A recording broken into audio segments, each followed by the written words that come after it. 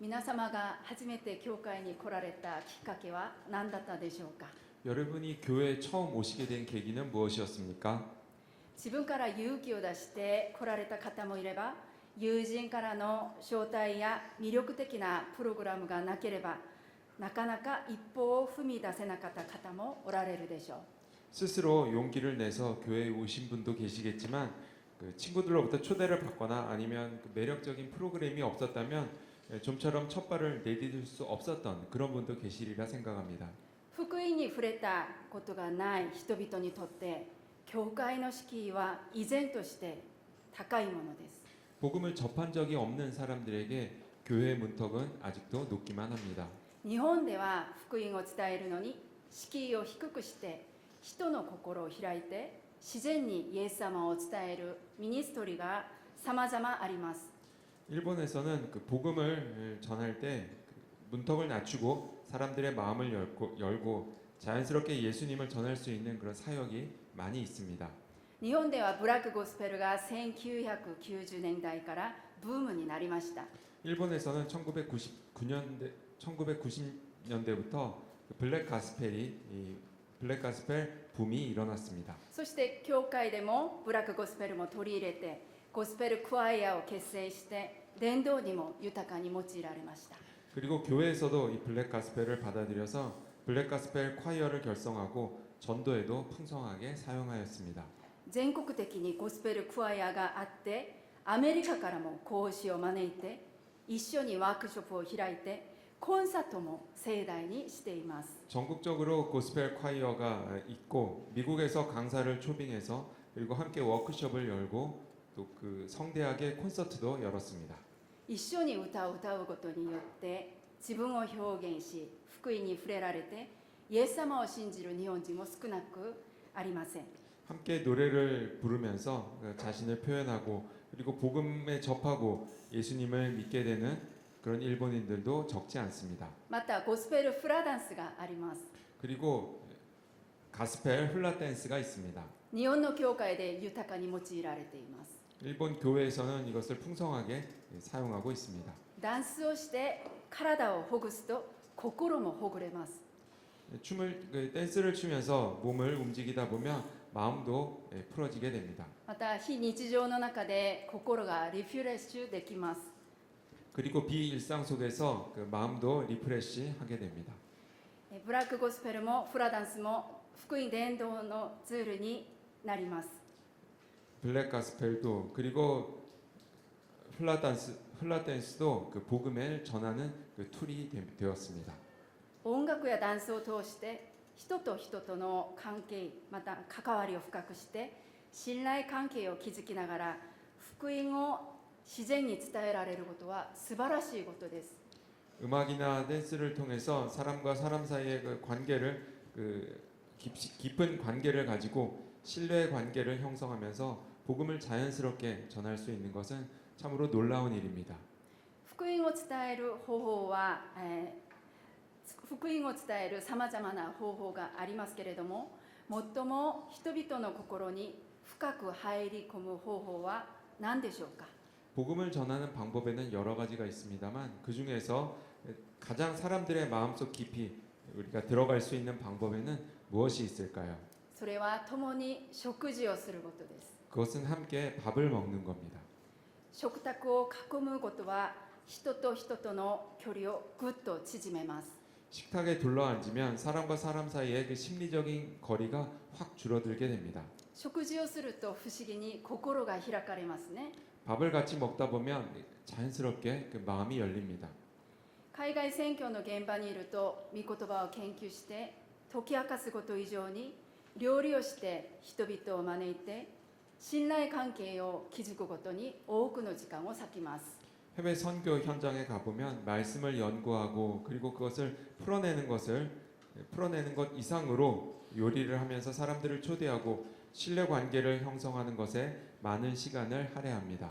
食卓を囲んで食事をすることはただ食べる時間ではなくて互いに信頼を築き上げ心が一つになる時です。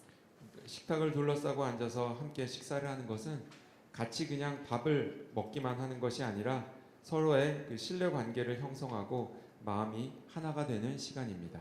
イエス様の生涯はどうでしょうか。 예수님의 생애는 어떠했습니까? イエス様は愛する人々とよく食事をされました。 예수님께서는 사랑하는 그 사람들과 함께 밥을 같이 많이 드셨습니다. 今日の箇所はイエス様がよみがえられて3度目にティベリア湖畔、つまりガリラヤ湖で弟子たちに表された場面です。 오늘 본문 말씀은 예수님께서 부활하시고 그리고 디베랴 호숫가에서 세 번째로 제자들과 만나신 장면입니다. この時に弟子たちはイエス様が十字架にかかられた時にイエス様を裏切った罪悪感と無力感の中にいました。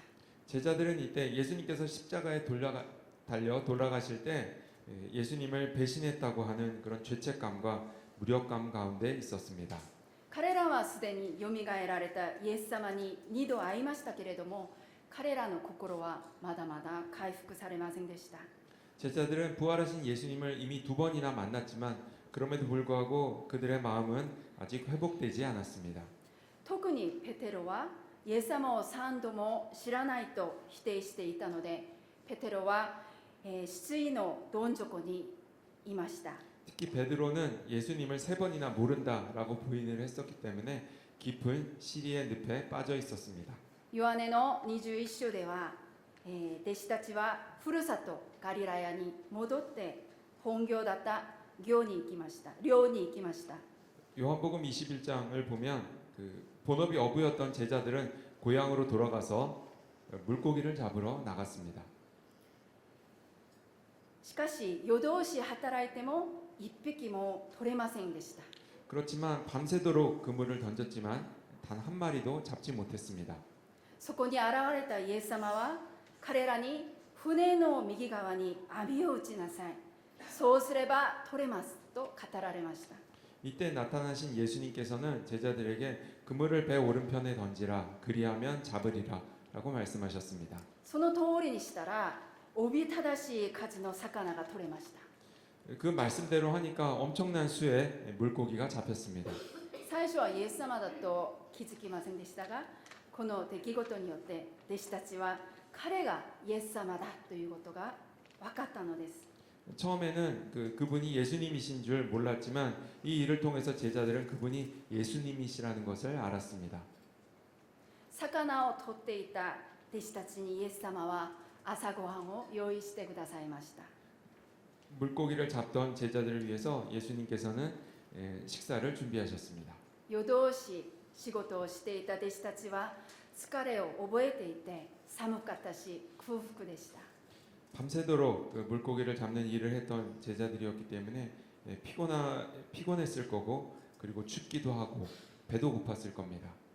イエス様は弟子たちのために夜明け日の出が昇る前に美しい空を見ながら炭火を起こして魚を焼いてパンを用意しました。 예수님께서는 제자들을 위해서 새벽녘 동트기 전에 그 아름다운 그 하늘을 바라보면서 숯불을 피우고 물고기를 굽고 빵을 준비하셨습니다. 復活されたイエス様が失意のどん底にいる失敗した弟子たちのために自ら朝ごはんを用意して食べさせました。 부활하신 예수님께서는 깊은 시리에 빠져 있는 그리고 실패를 경험한 제자들을 위해서 친히 먹을 것을 준비하셨습니다.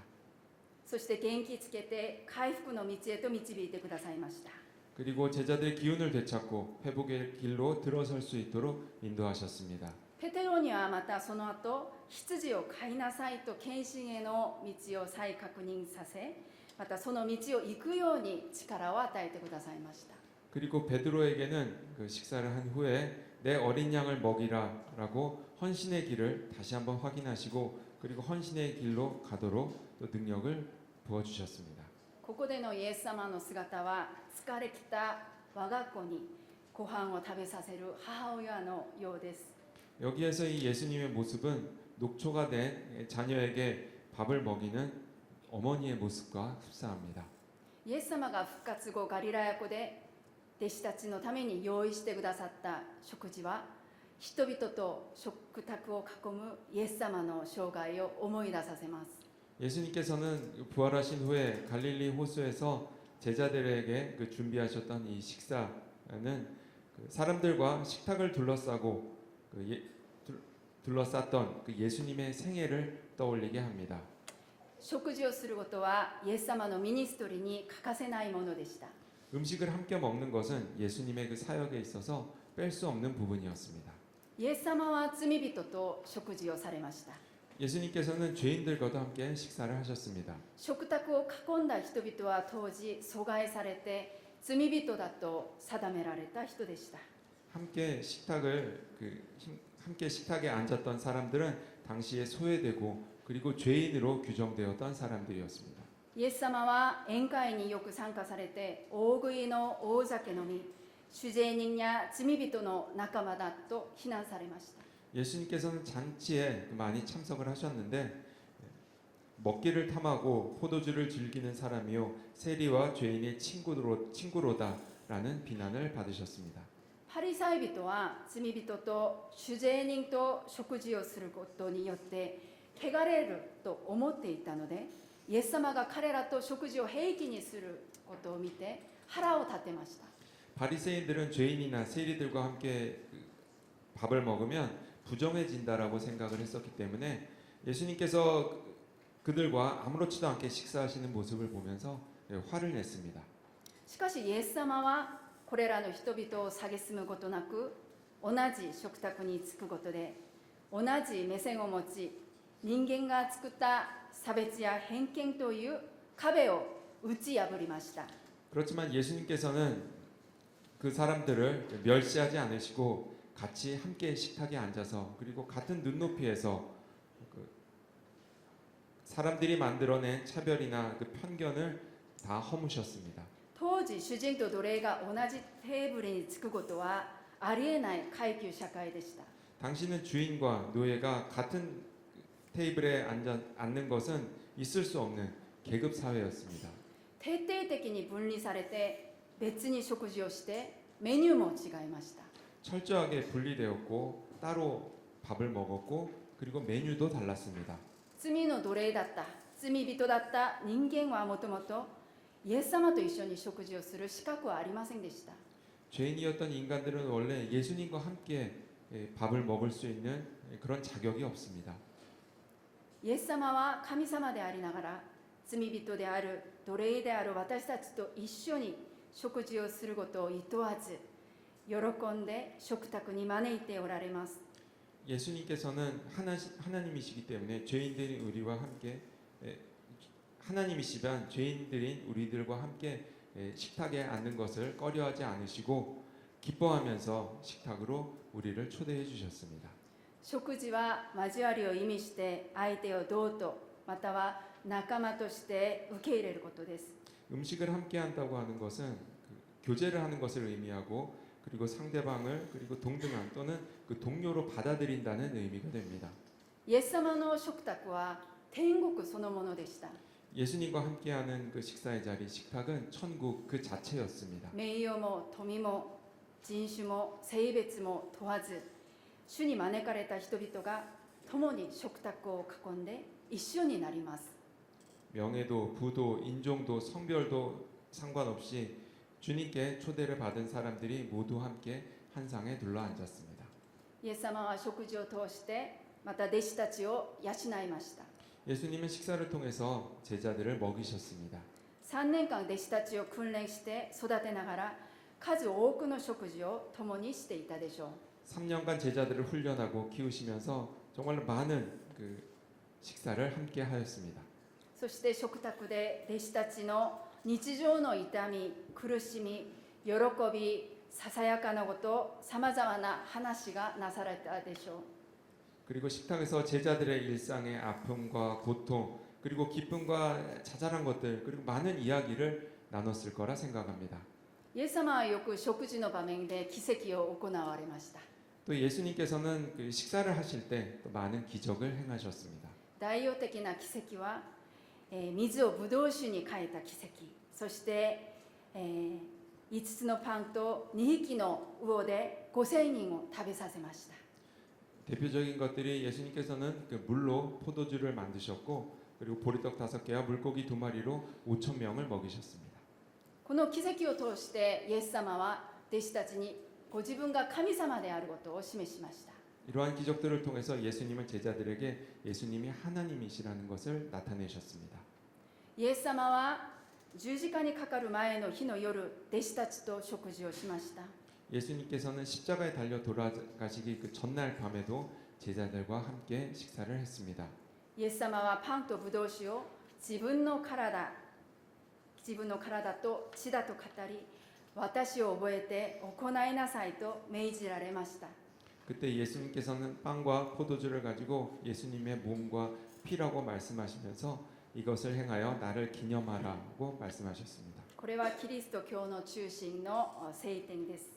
이것은 기독교의 가장 중심된 예식이 되었습니다. それは聖餐式ですね。 성찬식이죠. 聖餐式は私たちは主にあって一つであり、一つの家族であることを意味します。 성찬식은 우리가 주 안에서 하나이며 한 가족이라는 것을 의미합니다. 共に礼拝して共に主に仕える共同体です。 함께 예배드리고 함께 같은 주님을 섬기는 공동체입니다. 聖餐式には特別な主の恵みがあり、また聖霊の臨在があります。 성찬식에는 특별한 주님의 은혜가 있고 성령님의 임재가 있습니다. それは地上でなされた天国の宴会だからです。 이것은 지상에 임한 그 천국의 연회이기 때문입니다. 今はイエス様が私たちのそばに目に見える形ではおられないんですけれども、イエス様は今でも聖餐式に罪の中でさまよっている人々、そして信仰生活で苦しんでいる、またその苦しみを覚えているすべての人を招いておられます。 예수님께서는 지금 우리들에게 눈에 보이는 형태로 계시지는 않으시지만 예수님께서는 지금도 성찬식에서 그 죄 가운데 헤매고 있는 그리고 신앙생활을 하면서 고통 가운데 있는 고통을 느끼고 있는 우리 모든 사람들을 지금도 초대하고 계십니다. 十字架にかかられる前まで弟子たちと食事をなさったイエス様が復活後にも弟子たちに現れて彼らを慰め力を与えてくださいました。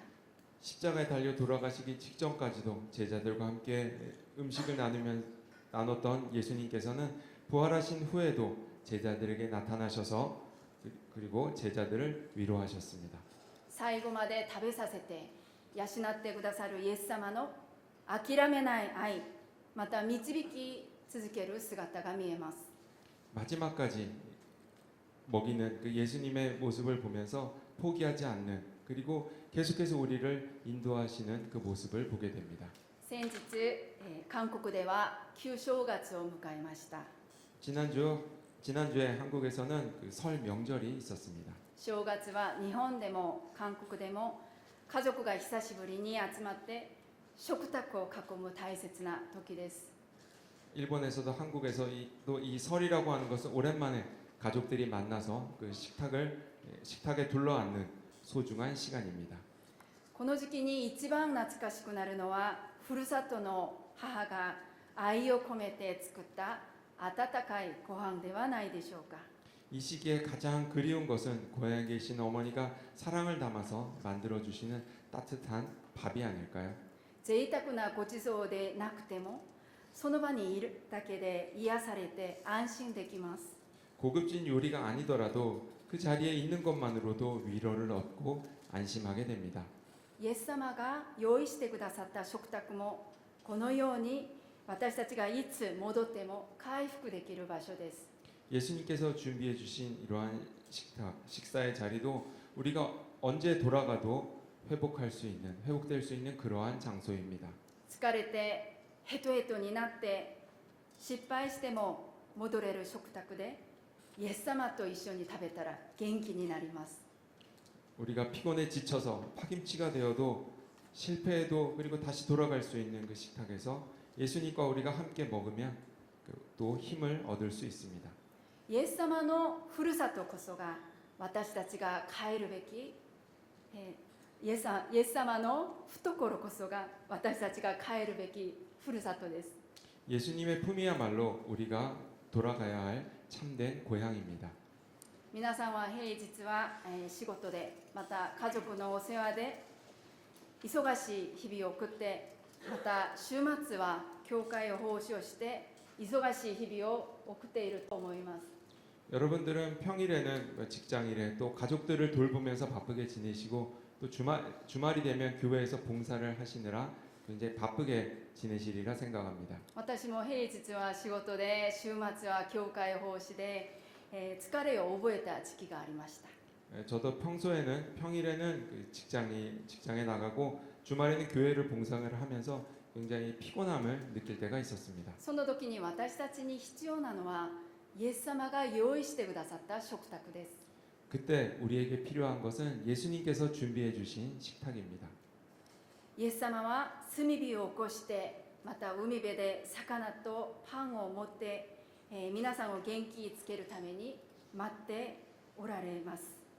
예수님께서는 그 숯불을 피우시고 그리고 그 호숫가에서 그 물고기와 그 빵을 준비해서 우리를 회복시키시기 위해서 기다리고 계십니다. 私たちは心の余裕を取り戻して、皆さんを待っておられるイエス様と共に食事をしようではありませんか。 우리는 그 마음의 여유를 다시 되찾고 여러분을 기다리고 계시는 예수님과 함께 식사를 하는 것은 어떨까요?